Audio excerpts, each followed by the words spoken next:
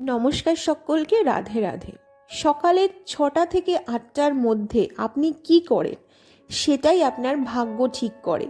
কিন্তু বেশিরভাগ মানুষ একটা মারাত্মক ভুল করেন। নিউমোলজি মতে ঘুম থেকে ওঠার পর প্রথম 20 মিনিট এটাই আপনার দিনের এনার্জি কোড সেট করে। এই সময় একদম করবেন না যে কাজগুলো: মোবাইল স্ক্রল, ঝগড়া বা রাগ, নিজের সম্পর্কে নেগেটিভ কথা, অগোছালো বিছানা রেখে দেওয়া, খালি পেটে চা বা কফি খাওয়া।